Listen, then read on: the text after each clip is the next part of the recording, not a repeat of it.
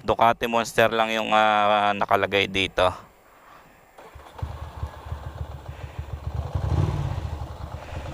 So ito sound check niya mga master. Dalawang muffler. Yan.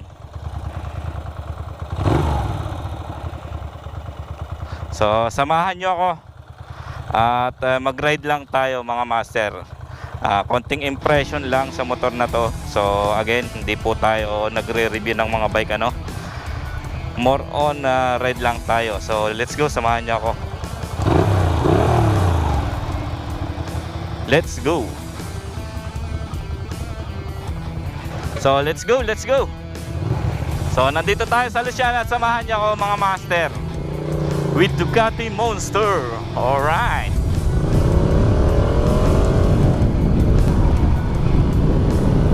Yeah, nandito na naman tayo sa Zigzag Road.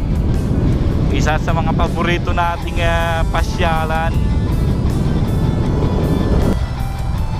Gandang bumangking dito, makitid lang ang kalsada. Pero pag natapos yan, malawak na yan mga master.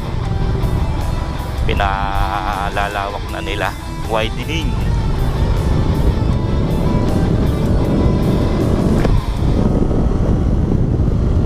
Isang sibatan lang. Ang ayaw ko lang dito sa motor na to, yung positioning ko.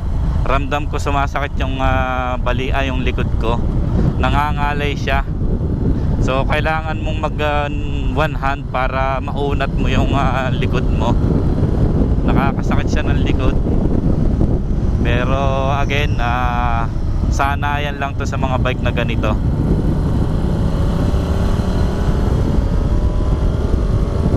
So may tatagpuin tayo dito mga master. Kasama natin si Chris 29.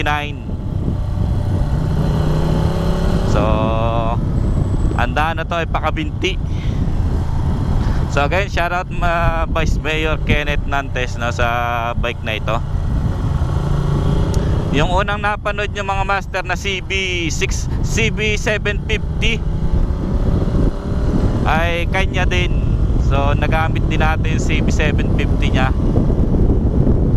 So di ko lang alam kung ilang cc tong Ducati na to, pero usually yung Ducati na ganito 800.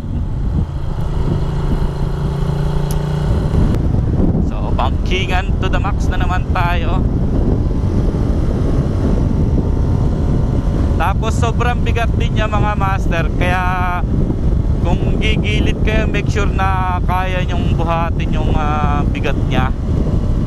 Kasi once na gumilid kayo, tumagilid kayo, ano na siya, mabigat na sobra.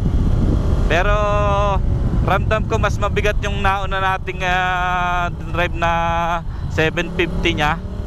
Kasi konting gilid lang na papaganon, hindi ko na siya makontrol. Or siguro dahil mataas lang siya kaysa dito. Kasi ito naka-lowered na yung kanyang upuan. Tapos yung itong position natin na masyadong nakadamba. Pero habang tumatagal naman, medyo nagagamay ko na yung position niya. Pero kaninang nauna nating unang 5 kilometro, ramdam ko na agad yung kanyang bigat, yung kanyang likod. Kailang unat ako. So si Chris 29 ay nasa kabinti daw no. Siguro gusto niyang magpa-video sa atin. Nainggit nung ride namin ni Lover Boy. So let's go, tagpuin natin siya. So shoutout sa mga nagbabike. As usual, maraming nagbabike dito. Yung bounce ng kanyang shock na-absorb ng aking katawan.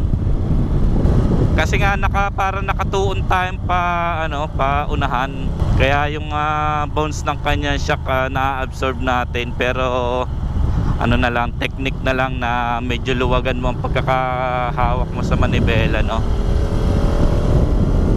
So ang ganda ng mga bangkingan dito mga master.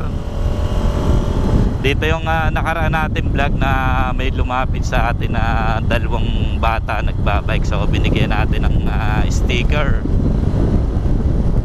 Ay, delikado.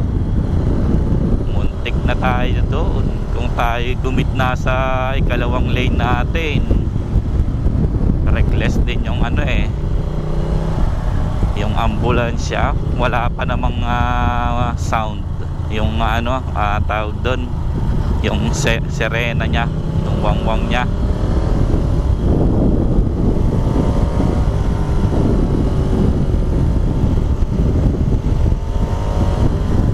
Ito na naman yung ating wind noise ng helmet. Naririnig ko na naman pag bumibiri tayo. So mas preferred ko yung GTS-B1 ng Chile. So compare dito sa NFR KYT baka makasalubong natin dito si Chris 29. Tingnan natin. Ang kagandahan dito sa motor na to, pag bumabangking ka, naka na siya, racing position na siya. Yun nga, nakadamba ka. So shoutout sa mga rider na nakakasalubong natin. Ride safe sa inyo. Mamaya magpapagas tayo mga master bago tayo dumiretso. So tingnan natin kung saan natin makikita yung ating tatagpuin dito. Wow, ganda ng bangkingan dito. Kakatuwa.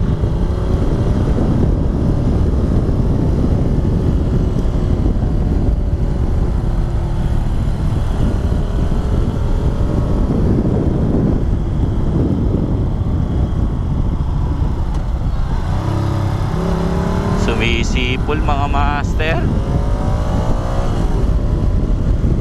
Tinignan ko yung tambutso niya, akala ko inline 4 pero single cylinder pala to. Pero ewan kung tama yung nakikita ko, kasi yung outtake ng muffler niya iisa. Pero tingnan nyo naman mga master ang tunog kung mapapakinggan nyo. Ganon kalakas yung tunog niya, at ganon din kalakas yung makina niya in terms sa torque. So comparison ng KTM 790 na last na vlog ko compare dito sa Ducati, mukhang mas malakas tong Ducati na to. Mukhang mas malakas mga master.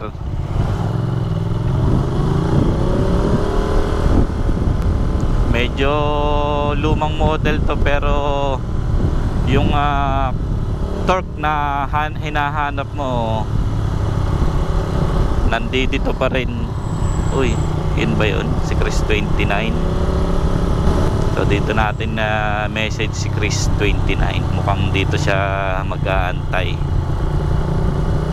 Message natin dito mga master.